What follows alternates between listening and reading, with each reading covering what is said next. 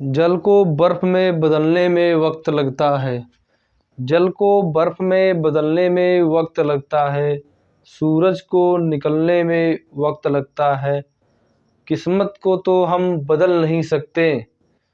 किस्मत को तो हम बदल नहीं सकते, लेकिन अपने हौसलों से किस्मत को बदलने में वक्त लगता है। लेकिन अपने हौसलों से किस्मत को बदलने में वक्त लगता है। हेलो, जय हिंद दोस्तों, स्वागत है आप सभी का यूनिक स्टडी अड्डा पर। तो आज हमारा टॉपिक है वाक्य। इसके पहले हमने कर्ता, क्रिया, इसके पहले हमने क्या पढ़ा? संज्ञा, सर्वनाम, विशेषण, क्रिया, लिंग, वचन, कारक, इस सभी टॉपिक को हमने पढ़ा और बहुत विस्तार से, एकदम बेसिक से। जो बच्चे एकदम नए हैं, अभी अभी 12 पास करके आए हैं और एसएससी जीडी में भर्ती होना चाहते हैं, या फिर जो 2-3 साल पढ़ चुके हैं, उन सभी लोगों के लिए यह क्लासेस बहुत ही इम्पोर्टेंट होगी। यूट्यूब पर साहस बैच के अंतर्गत फ्री ऑफ कॉस्ट आपको एसएससी जीडी के लिए हिंदी की क्लासेस कराई जा रही है। यदि अभी तक आप लोग हमारे चैनल यूनिक स्टडी अड्डा को सब्सक्राइब नहीं किए हैं तो हमारे चैनल को सब्सक्राइब कर हमारे चैनल से जुड़ जाएं, ताकि समय समय पर एसएससी जीडी से रिलेटेड सारी बातें आपको पता चलते रहें। और ये जो बैच चल रहा है आपके लिए एकदम फ्री ऑफ कॉस्ट चैनल पर हमेशा रहेगा। तो आज हमारा टॉपिक है वाक्य। हम लोग पढ़ेंगे क्या आज? वाक्य पढ़ेंगे। तो वाक्य में वाक्य होता क्या है, वाक्य कितने प्रकार के होते हैं, वाक्य के अंग, तत्व, भेद या प्रकार, इन सारी बातों के बारे में आज के इस वीडियो में जानेंगे। देखिए, वाक्य पढ़ेंगे तभी वाक्य शुद्धि पर पढ़ेंगे। वाक्य पढ़ेंगे तभी वाक्य शुद्धि को पढ़ेंगे, तब समझ में आएगा। अब वाक्य शुद्धि से 3-4 क्वेश्चन आपके परीक्षा में पूछेगा। अब आपको वाक्य के बारे में एक अक्षर नहीं पता है तो आप वाक्य शुद्धि के बारे में कहाँ से कुछ जान जाएंगे? तो उसी को देखते हुए हमारे क्लासेस चल रही हैं। तो आज हमारा टॉपिक है वाक्य। तो वाक्य हमारा आज का टॉपिक है, हमारा टॉपिक है वाक्य। तो वाक्य, सबसे पहले बात करेंगे हम लोग परिभाषा की। तो वाक्य की परिभाषा, सर्वप्रथम वाक्य होता क्या है? तो सिंपल यदि हम लोग बात करें कि वाक्य क्या होता है, तो देखिए, वाक्य हम लोग यदि बात करें तो मनुष्य जैसे आपके, हमारे जैसे किसी की, तो मनुष्य के बातों को, जो हम बात बोल रहे हैं, मनुष्य के बातों को पूर्णता से, सार्थकता से प्रकट करने के लिए जो पद समूह होता है उसे हम लोग वाक्य कहते हैं। तो सिंपल यही होता है। क्या होता है कि मनुष्य के विचारों को प्रकट करने के लिए जो सब पद समूह होता है उसे हम लोग वाक्य कहते हैं। तो लिख लीजिए परिभाषा, या फिर हम लोग कह सकते हैं कि शब्दों के सार्थक योग को वाक्य कहते हैं। शब्दों के सार्थक योग को वाक्य कहते हैं। वाक्य, सेंटेंस, इंग्लिश में सेंटेंस कह देंगे, हिंदी में वाक्य कहते हैं। तो शब्दों के सार्थक योग को वाक्य कहते हैं, या फिर मनुष्य के विचारों को प्रकट करने के लिए जो पद समूह होता है उस पद समूह को वाक्य कहते हैं। तो लिखिए इसका परिभाषा हो जाएगा, मनुष्य के विचारों को पूर्णता से प्रकट करने के लिए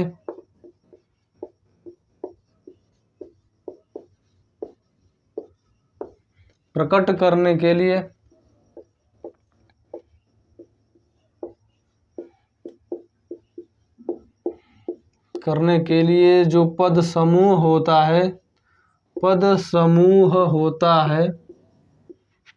पद समूह होता है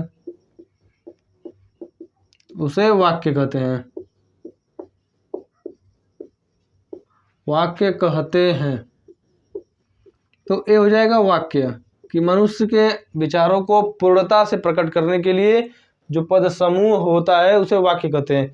या फिर शब्दों का सार्थक योग, यानी शब्द है, उन कई शब्दों का सार्थक योग, यानी एक में मिला देंगे और उसका कोई अर्थ निकलेगा अच्छे से, तो उसे ही कहेंगे वाक्य। लिख लीजिए, या फिर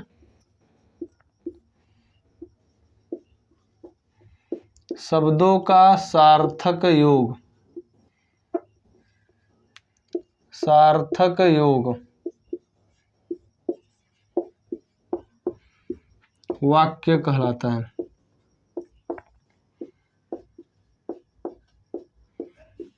तो ये हो जाएगा वाक्य। तो हमने वाक्य की परिभाषा के बारे में पढ़ा। अब देखिए ये हो गया परिभाषा यानी डेफिनेशन। अब इसके बाद वाक्य के बारे में जानेंगे हम लोग कि वाक्य के तत्व कितने होते हैं, वाक्य के भाग कितने हैं या वाक्य के अंग कितने हैं, और नेक्स्ट है वाक्य के प्रकार, भेद या प्रकार के बारे में जानेंगे। तो जितने भी बातें बनेंगी वाक्य के बारे में उन सभी के बारे में हम लोग जानेंगे, कोई बात नहीं छोड़ेंगे। एक सिंगल बात जो वाक्य के बारे में होगा और आपके परीक्षा के लिए इम्पोर्टेंट होगा उसको हम लोग नहीं छोड़ेंगे, सब चीज़ को कवर करते हुए चलेंगे। तो इसीलिए कर रहे हैं कि यदि आप लोग नए बच्चे हैं तो उनके लिए भी इम्पोर्टेंट है, और जो पुराने पढ़ चुके हैं उनको भी कुछ नई चीज़ें सीखने को मिलेगा। तो परिभाषा हो गया। नेक्स्ट हम लोग देखते हैं वाक्य के बारे में। वाक्य हो जाएगा तत्व, अंग। कुछ बातें हैं वाक्य के बारे में कि वाक्य के तत्व कितने होते हैं, भेद, अंग या भाग कितने हैं, और भेद या प्रकार क्या होगा। तो देखिए तत्व हो जाएगा, दूसरा हो जाएगा अंग या भेद, तीसरा हो जाएगा भेद या प्रकार,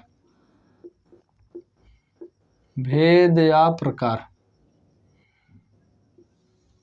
भेद या प्रकार, ये हो जाएगा वाक्य के विषय में। तो इन तीन चीज़ों के बारे में आप लोग जानिए, वाक्य के विषय में सारी बातें आपकी क्लियर हो जाएंगी। तो सबसे पहले तत्व। अब तत्व क्या होता है, तो वाक्य के कुछ तत्व हैं जिसे आपको बस केवल जानना है। जैसे सार्थकता, अब कोई वाक्य होगा तो सार्थक होगा, सार्थक यानी अर्थ के साथ होगा तो सार्थकता हो जाएगा। वाक्य होगा तो उसका कुछ बताने के लिए उसकी कुछ योग्यता होगी तो योग्यता हो जाएगा। आकांक्षा होगा कुछ तो आकांक्षा हो जाएगा। सार्थकता, योग्यता, आकांक्षा, अन्वय, अन्वय हो जाएगा इसमें आपका। और नेक्स्ट हो जाएगा आपका निकटता, पदबंध।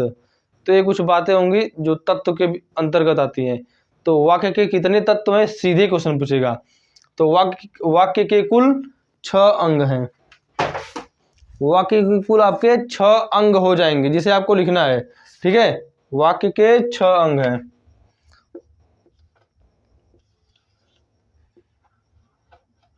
छह अंग हो जाएंगे वाक्य के, 6 अंग हो जाएंगे वाक्य के। कौन कौन से हो जाएंगे, सार्थकता, सार्थकता, योग्यता,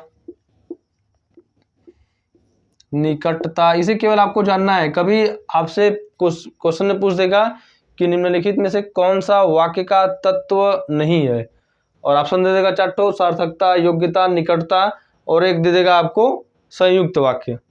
तो कौन सा बताना होगा, संयुक्त वाक्य बताना होगा, क्योंकि वह वाक्य का तत्व न होकर वह भेद या प्रकार के अंतर्गत आएगा। तो आगे उसको भी पढ़ेंगे।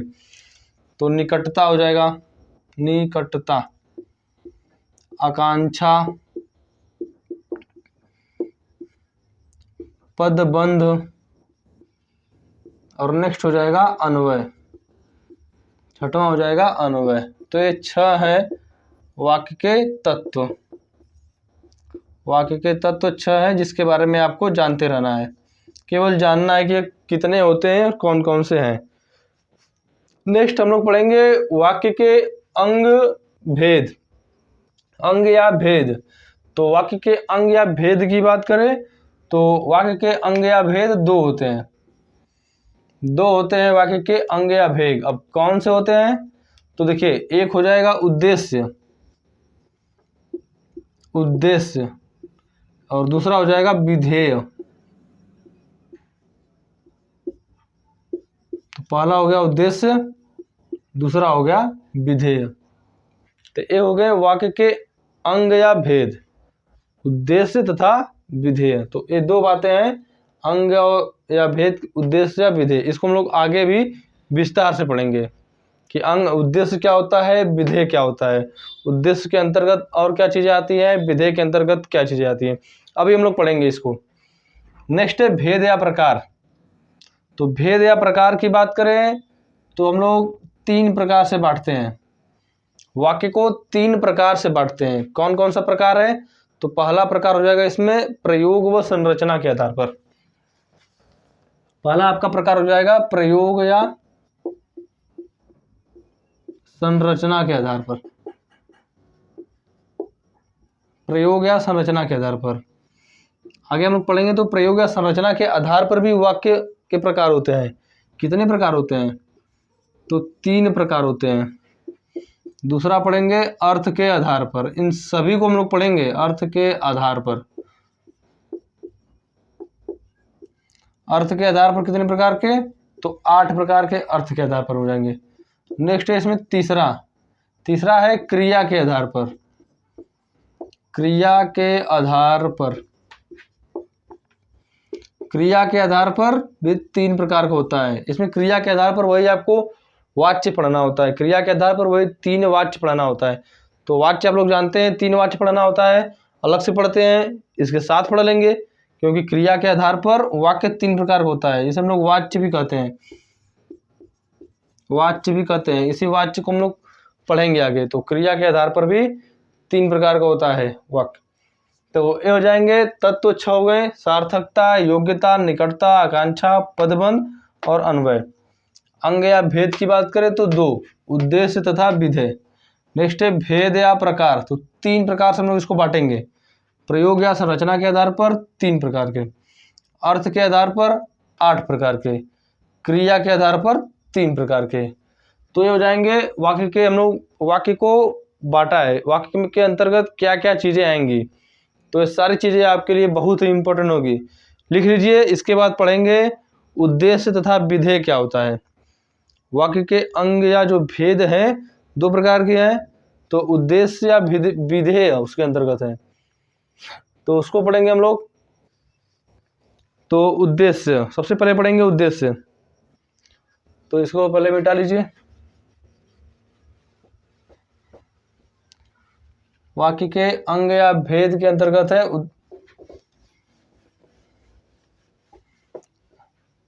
वाक्य के अंग या भेद के अंतर्गत है उद्देश्य या विधेय। अब बात करें यदि हम लोग उद्देश्य की, एक एक बात करेंगे हम लोग।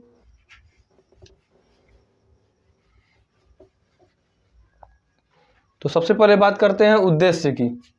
अब उद्देश्य क्या होता है? उद्देश्य क्या होता है? तो देखिए, इंग्लिश में इसे कहते हैं सब्जेक्ट और विधेय को कहते हैं सबऑर्डिनेट। तो हिंदी में हम लोग उद्देश्य और विधेय कहते हैं। तो देखिए उद्देश्य क्या होता है? तो उद्देश्य सिंपली जो किसी वाक्य में जो कार्य करने वाला होता है या फिर जिसके बारे में कुछ कहा जाता है, उसे हम लोग उद्देश्य कहते हैं। मतलब जो कर्ता होता है, किसी वाक्य में जो कर्ता होता है उसे ही उद्देश्य कहा जाता है। तो लिखना चाहे तो लिख लीजिए कि किसी वाक्य में जो कार्य करने वाला होता है या फिर जिसके बारे में कुछ कहा जाए, उसे हम लोग उद्देश्य कहते हैं। देखिए दोनों बातें ध्यान दीजिएगा। बहुत लोग क्या करते हैं कि केवल यही लिखवा देते हैं कि किसी वाक्य में जो कार्य करने वाला होता है उसे उद्देश्य कहते हैं, लेकिन एग्जाम्पल अभी देखिएगा आपको समझ में आएगा। लिखिए इसका पर डेफिनेशन लिखिए।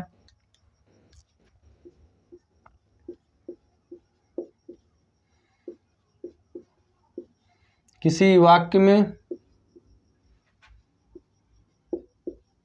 जो कार्य करता है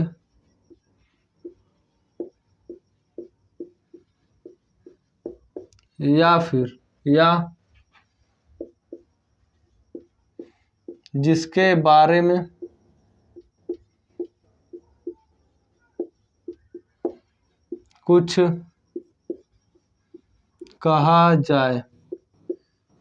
जिसके बारे में कुछ कहा जाए उसे उद्देश्य कहते हैं।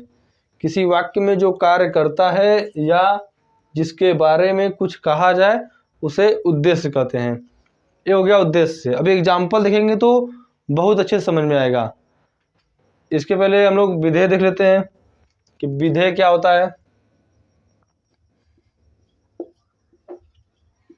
विधेय की बात करें तो देखिए, जो कार्य करता है वह उद्देश्य हो गया। अब सिंपल यदि विधेय पूछे तो उद्देश्य के विषय में जो कुछ बातें कही जाएंगी उसे हम लोग विधेय कह देंगे। यानी उद्देश्य को छोड़कर, किसी वाक्य में उद्देश्य को छोड़कर जितनी सारी भी बातें लिखी हुई हैं उसे हम लोग विधेय कहेंगे। तो लिख लीजिए उसी को, या फिर हम लोग क्या कर सकते हैं कि उद्देश्य के विषय में ये लिखना है आपको कि उद्देश्य के विषय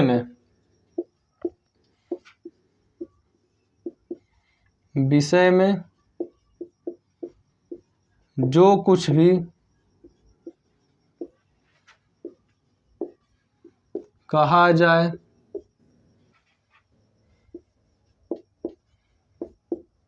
उसे विधेय कहते हैं। विधेय कहते हैं, विधेय कहते हैं। ये हो गया इसका परिभाषा। अब यदि हम लोग एग्जाम्पल देखें, उदाहरण देखें इसका, तो देखिए उदाहरण क्या हो जाएगा कि अनुज क्रिकेट खेल रहा है। उदाहरण देखिए यदि, तो अनुज क्रिकेट खेल रहा है। क्रिकेट खेल रहा है। दूसरा एग्जाम्पल लिखिए कि मोहन स्कूल जा रहा है। दूसरा एग्जाम्पल लिखिए, मोहन स्कूल जा रहा है। या फिर आकाश बहुत अच्छा लड़का है। लिख लीजिए, आकाश बहुत अच्छा लड़का है। अभी लिख लीजिए, अभी आपको बता रहे हैं कि उद्देश्य और विधेय क्या होगा। तो देखिए, ये हो गया अनुज क्रिकेट खेल रहा है। दूसरा हो गया कि आकाश बहुत अच्छा लड़का है। अब देखिए उद्देश्य की बात करें तो इसमें देखिए अनुज क्रिकेट खेल रहा है, तो किसी वाक्य में जो कार्य करता है उसे उद्देश्य कहते हैं। तो अनुज कार्य कर रहा है, क्या कार्य कर रहा है कि क्रिकेट खेल रहा है, तो अनुज यहाँ पर उद्देश्य हो जाएगा। अनुज करता है, अनुज उद्देश्य है। अनुज के बारे में कुछ कहा जा रहा है या फिर अनुज कुछ कार्य कर रहा है तो अनुज उद्देश्य हो जाएगा। तो अनुज क्रिकेट खेल रहा है, अनुज हो गया उद्देश्य। इस अनुज के अलावा बाकी सारी बातें जो कुछ भी लिखा हुआ है, जो सारी बातें हो जाएंगी विधेय के अंतर्गत। उद्देश्य के विषय में जो कुछ भी कहा जाए उसे कहेंगे विधेय। तो उद्देश्य हो गया अनुज। अब अनुज के विषय में जो कुछ बातें भी कही जा रही हैं उसे हम लोग विधेय कहेंगे। नेक्स्ट एग्जांपल देखिए, यहाँ पर देखिए उद्देश्य कार्य कर रहा था। दूसरा है कि आकाश बहुत अच्छा लड़का है। अब इसमें क्या आकाश कोई कार्य कर रहा है? यदि आप लोग सीधे केवल लिखे होते हैं कि किसी वाक्य में जो कार्य करता है उसे उद्देश्य कहते हैं, तो यहाँ पर तो आकाश कोई कार्य नहीं कर रहा है, तब यह उद्देश्य कैसे हो जाएगा?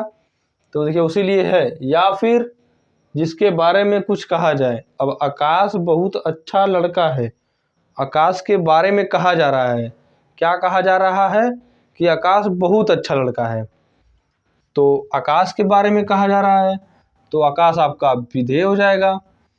अब आकाश को छोड़कर बाकी जो भी बात इसमें लिखा हुआ है कि बहुत अच्छा लड़का है, टोटल जो है विधेय हो जाएगा। तो उद्देश्य के विषय में जो कुछ भी कहा जाए उसे हम लोग विधेय कहेंगे। तो उम्मीद है आप सभी को बहुत अच्छे से उद्देश्य और विधेय समझ में आया होगा। समझ में आ गया है तो वीडियो को लाइक और शेयर करें। चैनल पर नए हैं तो चैनल को सब्सक्राइब भी करें। एक और एग्जांपल इसमें देखिए, नेक्स्ट इसमें एग्जांपल यदि देखिए हम लोग,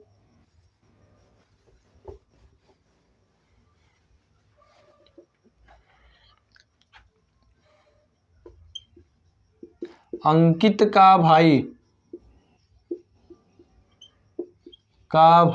अनुज क्रिकेट खेल रहा है। क्रिकेट खेल रहा है,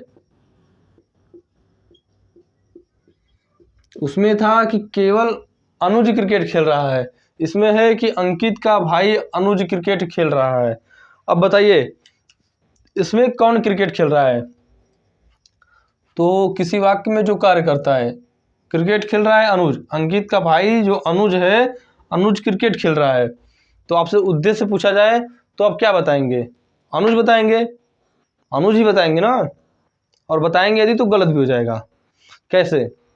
देखिए केवल अनुज, अनुज क्रिकेट खेल रहा है ठीक है, लेकिन अनुज के पहले भी कुछ दिया हुआ है कि अंकित का भाई अनुज क्रिकेट खेल रहा है।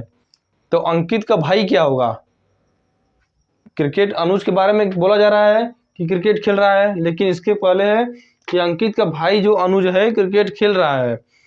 तो आपको बता दें कि कर्ता के पहले जो शब्द लिखा जाता है, अंकित का भाई लिख देगा, कभी बोल देगा कि रामाशंकर का पुत्र अनुज क्रिकेट खेल रहा है, अंकित का भाई अनुज क्रिकेट खेल रहा है। इस प्रकार से कुछ भी बोल दे तो जो अनुज जो आपका होगा यह कर्ता होगा। अनुज जो है कर्ता है, और अनुज के पहले जो अनुज के बारे में जो बातें बोली जा रही हैं ये कर्ता का विस्तारक है। इसे कर्ता का विस्तार कर दिया गया है। तो कर्ता विस्तारक,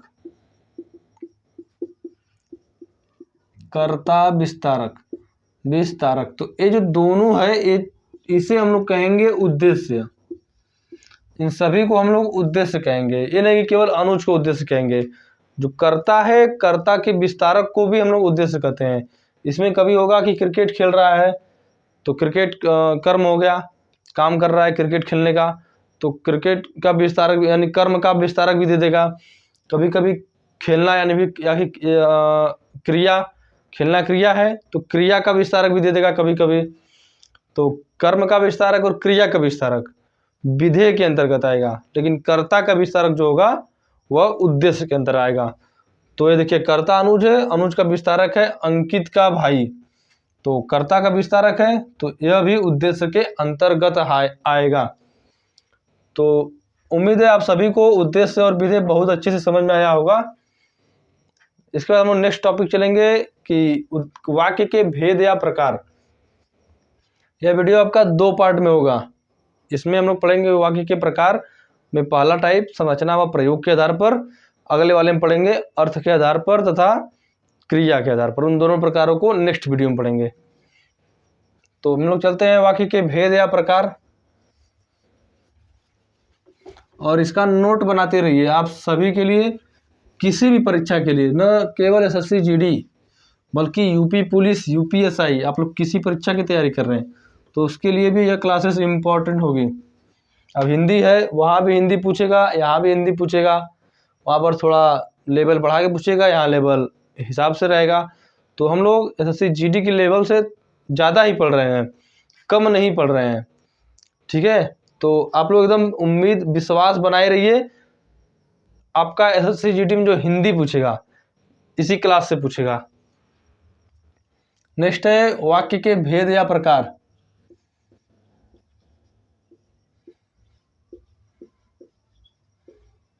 भेद या प्रकार, तो कितने प्रकार से बांटा था हमने? 3 प्रकार से, प्रयोग या संरचना के आधार पर, दूसरा अर्थ के आधार पर, तीसरा क्रिया के आधार पर। तो सबसे पहले हम लोग पढ़ेंगे प्रयोग व संरचना के आधार पर। पहला हम पढ़ेंगे प्रयोग व संरचना के आधार पर, प्रयोग व संरचना के आधार पर।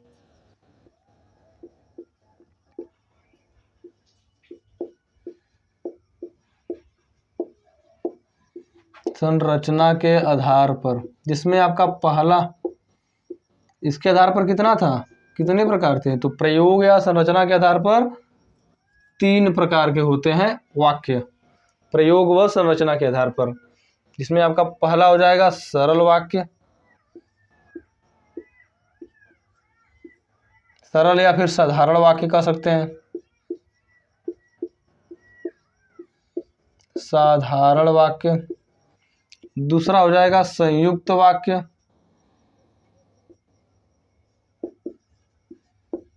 संयुक्त वाक्य, वाक्य।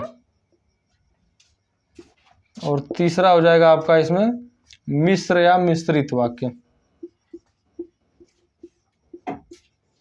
मिश्र या मिश्रित वाक्य, ये 3 प्रकार के वाक्य हो जाएंगे प्रयोग व संरचना के आधार पर। तो सबसे पहले हम लोग पढ़ेंगे सरल या साधारण वाक्य। तो देखिए, प्रयोग या संरचना 3 प्रकार के, सरल वाक्य, संयुक्त वाक्य और मिश्र वाक्य, इन सभी को अभी हम लोग पढ़ेंगे।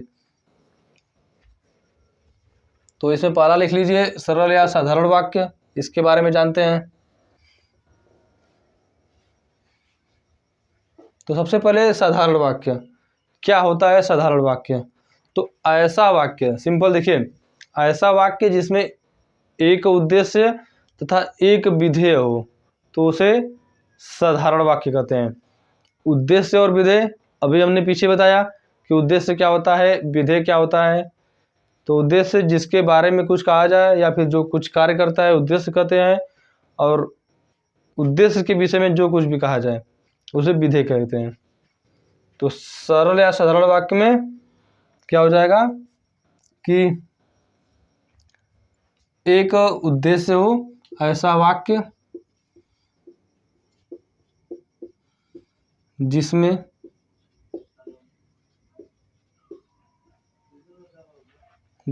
एक उद्देश्य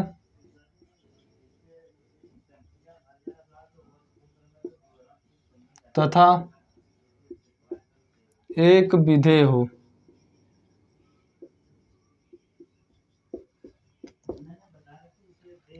ऐसा वाक्य जिसमें एक उद्देश्य तथा एक विधेय हो, उसे साधारण वाक्य कहते हैं। जैसे मोहन किताब पढ़ता है, श्याम पत्र लिखता है, अनुज क्रिकेट खेलता है, आकाश बहुत अच्छा लड़का है। इन सभी वाक्यों में क्या हो रहा है, एक उद्देश्य है तथा एक विधेय है। जैसे एग्जांपल देखें,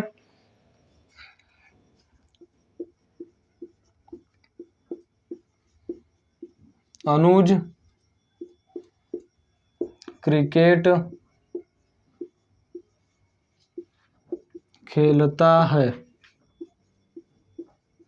तो देखिए, उद्देश्य इसमें अनुज हो जाएगा, अनुज कार्य कर रहा है, और क्रिकेट खेलता है विधेय हो जाएगा। तो एक उद्देश्य तथा एक विधेय किसी वाक्य में आपको दिख जाए तो समझ जाइए सरल या साधारण वाक्य है। तो ऐसा वाक्य जिसमें एक उद्देश्य तथा एक विधेय हो, उसे सरल या साधारण वाक्य कहते हैं। इसमें 2-3 पॉइंट हैं जो आपके लिए बहुत ही इंपॉर्टेंट होगी। जैसे कभी दे देगा कि अनुज व आकाश क्रिकेट खेल रहे हैं, तो अनुज व आकाश देखें तो 2 कर्ता हो गया। तो 2 कर्ता हो गया तो आप सोचेंगे कि 2 उद्देश्य हो गया, लेकिन ऐसा नहीं होता है। अनुज व आकाश 2 कर्ता है, लेकिन जब दोनों कर्ता के द्वारा एक ही क्रिया किया जाए, जब दोनों कर्ता के द्वारा एक ही क्रिया किया जाए, तो वहां पर जो है कर्ता जो दोनों हैं उन्हें एक उद्देश्य के अंतर्गत गिना जाता है। तो लिखिए इसमें पॉइंट बना के, सरल वाक्य या साधारण वाक्य में।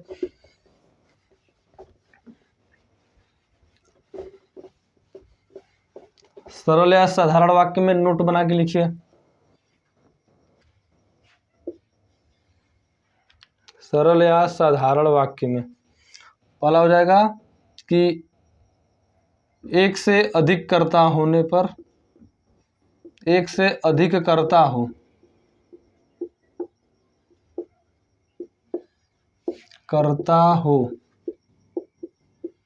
लेकिन क्रिया एक ही हो।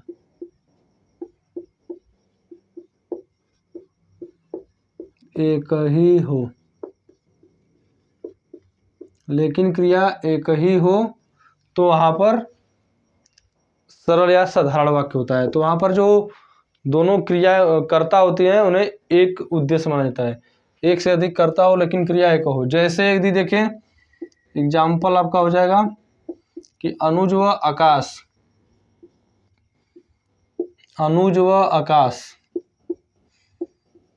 क्रिकेट खेल रहे हैं।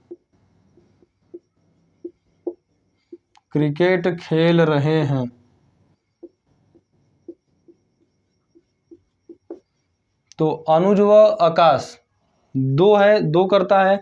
अब बोले यदि कि अनुज क्रिकेट खेल रहा है आकाश क्रिकेट खेल रहा है, तो दोनों अलग अलग बोलेंगे तो भी सही है।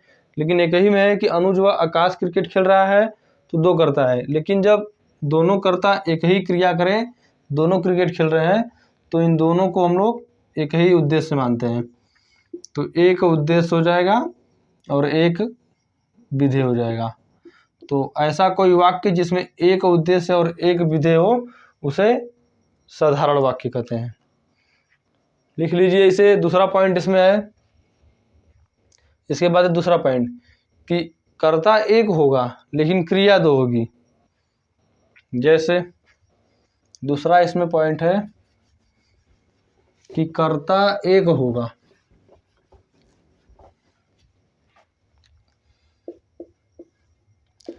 कर्ता एक हो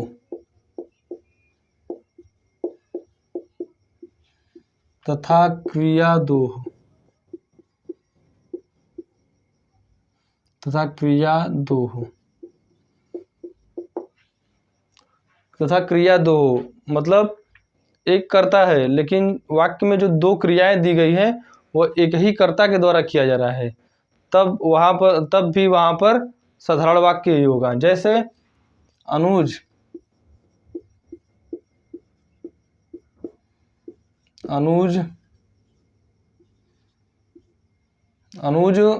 क्रिकेट व फुटबॉल खेलता है।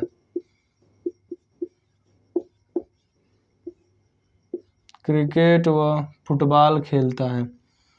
यहाँ पर तो क्रिया एक ही हो गई, लेकिन लिखिए अनुज पढ़ व लिख रहा है। पढ़ व लिख रहा है, यानी अनुज पढ़ भी रहा है और लिख भी रहा है। तो कर्ता एक है तो हो जाएगा उद्देश्य, लेकिन क्रिया दो है लेकिन एक ही कर्ता के द्वारा वो किया जा रहा है, तो इसे हम लोग एक ही विधेय के अंतर्गत गिनेंगे।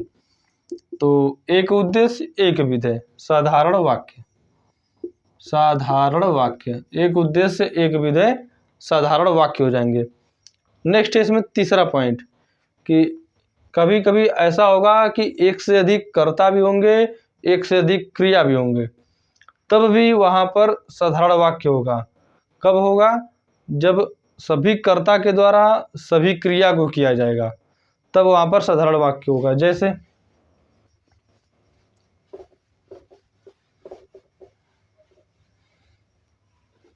तीसरा है इसमें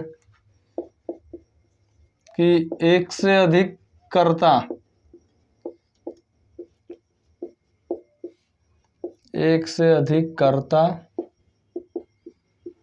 तथा एक से अधिक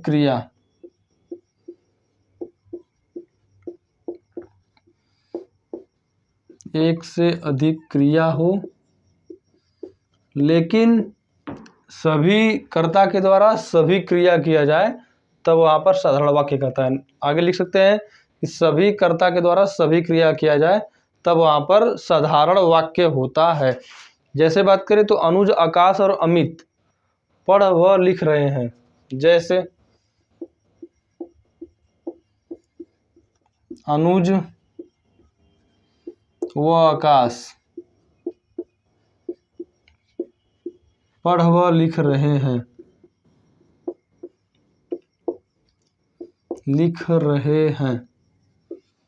तो देखिए, एक से अधिक कर्ता है और एक से अधिक क्रिया है, लेकिन सभी कर्ता सभी क्रिया को कर रहे हैं। जैसे आकाश पढ़ भी रहा है, आकाश लिख भी रहा है। अनुज पढ़ भी रहा है, अनुज लिख भी रहा है। तो सभी कर्ता सभी क्रिया को करें, तो जो सभी कर्ता होंगे उन्हें एक उद्देश्य माना जाएगा, और बाकी सारी चीज़ें जो बाकी सारी क्रिया हैं उन्हें एक विधेय माना जाएगा। तो एक उद्देश्य एक विधेय बराबर साधारण वाक्य। यही तो हमारा परिभाषा था साधारण वाक्य का, कि ऐसा वाक्य जिसमें एक उद्देश्य एक विधेय हो, वहाँ पर साधारण वाक्य होता है। अब नेक्स्ट पढ़ेंगे हम लोग संयुक्त वाक्य। दूसरा है इसमें प्रयोग व संरचना के आधार पर संयुक्त वाक्य। अब संयुक्त वाक्य क्या होता है? नेक्स्ट है संयुक्त वाक्य। तो संयुक्त वाक्य की बात करें तो इसमें एक से अधिक साधारण उपवाक्य होंगे। ऐसा वाक्य जिसमें एक से अधिक साधारण उपवाक्य हो, वहाँ पर संयुक्त वाक्य होता है। और सभी जो साधारण उपवाक्य होंगे वो अपने आप में स्वतंत्र होंगे, यानी कोई किसी और वाक्य पर निर्भर नहीं होगा। तो दूसरा है संयुक्त वाक्य। संयुक्त वाक्य में क्या लिखेंगे कि ऐसा वाक्य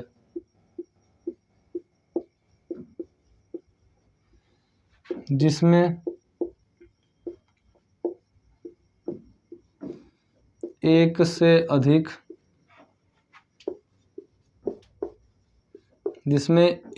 अधिक साधारण उपवाक्य होंगे।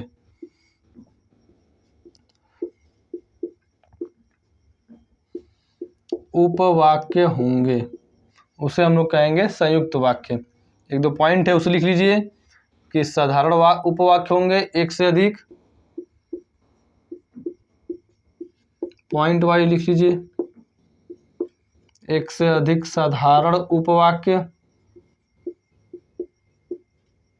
सभी उपवाक्य स्वतंत्र होंगे, अब किसी पर निर्भर नहीं होंगे।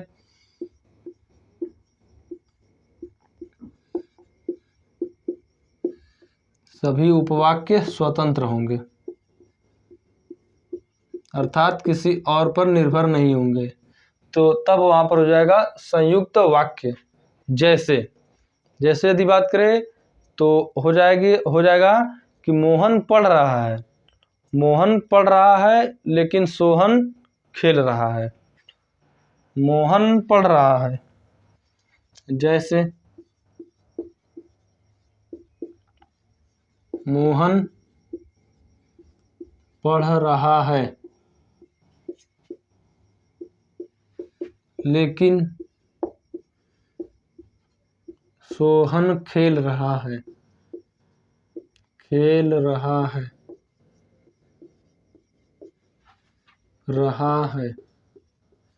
तो देखिए यहाँ पर एक उपवाक्य हो जाएगा मोहन पढ़ रहा है और दूसरा हो जाएगा मोहन खेल रहा है। अब देखिए यदि इसमें हम लोग मोहन पढ़ रहा है इसको हटा दें तो बचा क्या कि सोहन खेल रहा है। अब इसके हट जाने से सोहन खेल रहा है, इस पर कोई प्रभाव पड़ा? बिल्कुल नहीं पड़ा। तो जब प्रभाव नहीं पड़ेगा यानी आपस में यह स्वतंत्र है। यदि हम लोग सोहन खेल रहा है को हटा दें तो बचेगा मोहन पढ़ रहा है। तो मोहन पढ़ रहा है, इस पर भी किसी प्रकार का कोई प्रभाव नहीं पड़ा, तो यह भी अपने आप में स्वतंत्र है। तो अतः हम कह सकते हैं कि दोनों वाक्य उपवाक्य जो है इसमें आपस में स्वतंत्र हैं। दो साधारण उपवाक्य हैं तो हो जाएंगे संयुक्त वाक्य। दो या दो से अधिक साधारण उपवाक्यों को मिलाकर के ही तो संयुक्त वाक्य बनता है। तो मोहन पढ़ रहा है एक उपवाक्य, सोहन खेल रहा है दूसरा उपवाक्य। और इसमें एक चिन्ह है लेकिन। यदि आपको इतना से भी नहीं समझ में आया तो कुछ चिन्ह है, कुछ योजक चिन्ह है, जिसे आप लोग रट लीजिए। किसी वाक्य में दिख जाए तो समझ जाइए कि वहाँ पर संयुक्त वाक्य हो जाएगा। और कौन से वो चिन्ह तो लिख लीजिए, लेकिन यहाँ पर बना के अपना लिख लीजिए, लेकिन, किंतु, परंतु, लेकिन, किंतु, परंतु, तथा, एवं, और, तथा एवं और, या, अथवा, व। लेकिन, किंतु, परंतु, तथा एवं और, या, अथवा, व, बल्कि, अपितु,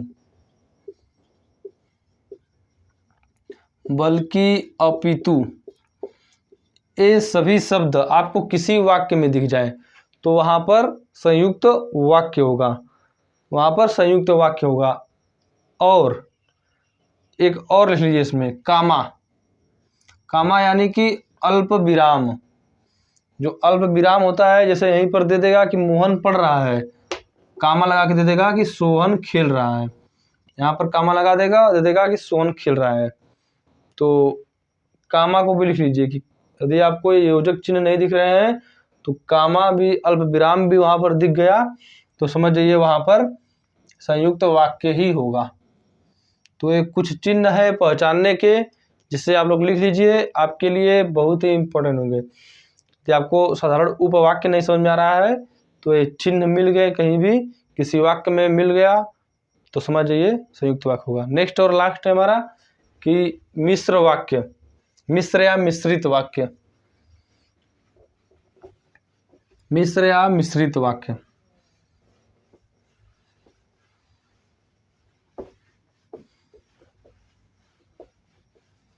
नेक्स्ट है मिश्र या मिश्रित वाक्य। अब यह क्या होता है, तो मिश्र या मिश्रित वाक्य में भी एक से अधिक उपवाक्य होंगे, मिश्रित वाक्य, लेकिन इसमें एक प्रधान उपवाक्य होगा और एक नॉर्मल यानी साधारण उपवाक्य की तरह होगा। एक प्रधान उपवाक्य होगा और शेष अन्य सभी आश्रित उपवाक्य होंगे, यानी इस प्रधान उपवाक्य पर आश्रित होंगे। यदि प्रधान उपवाक्य को निकाल देंगे तो वह उनका कोई वजूद नहीं होगा। लिख लीजिए, इसमें एक प्रधान उपवाक्य होता है, उपवाक्य, तथा शेष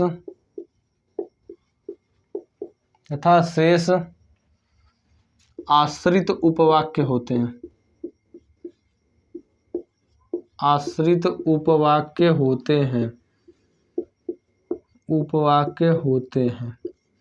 जैसे यदि बोले तो गांधी जी ने कहा कि सदा सत्य बोलो, गांधी जी ने कहा कि सदा सत्य बोलो, हिंसा मत करो। जैसे लिख लीजिए एग्जाम्पल,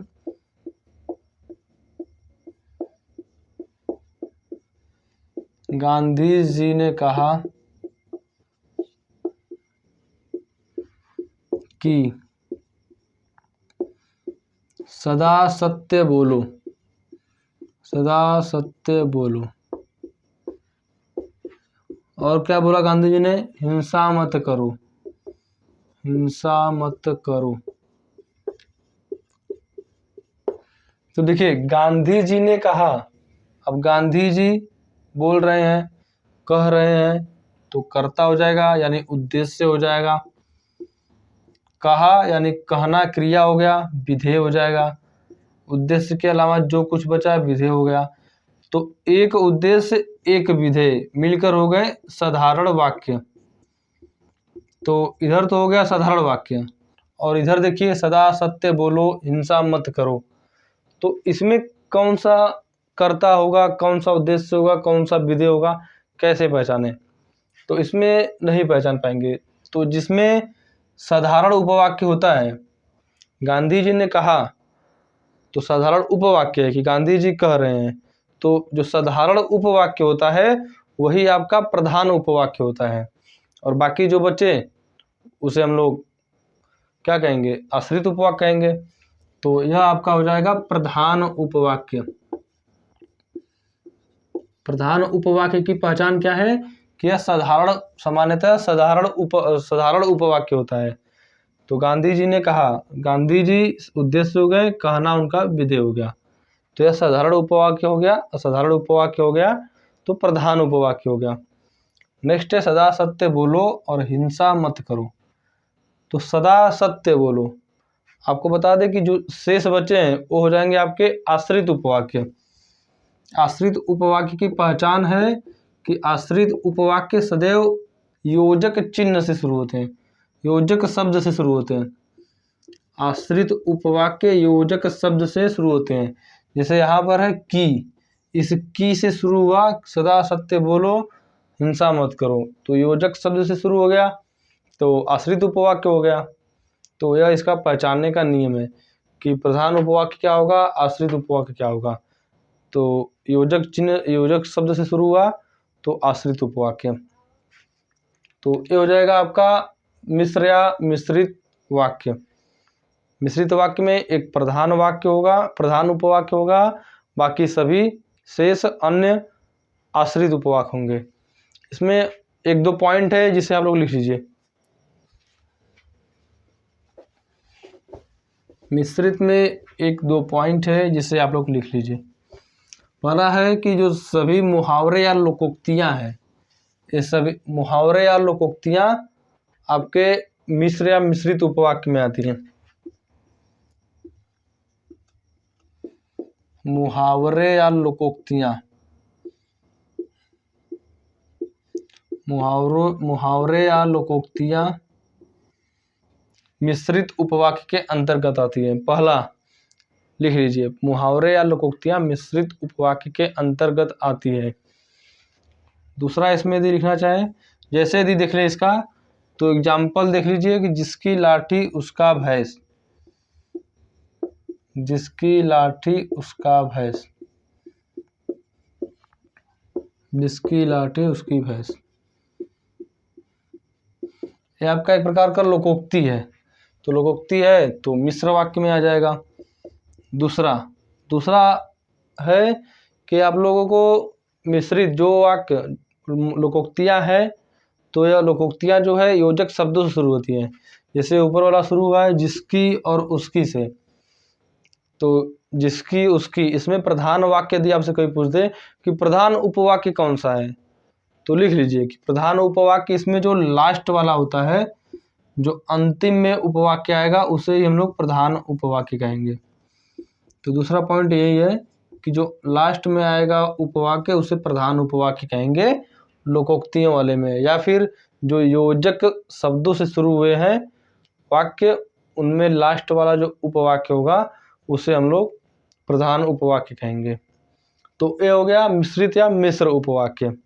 तो उम्मीद है यहाँ तक आप सभी को वाक्य के अंतर्गत जो क्लास है समझ में आया होगा।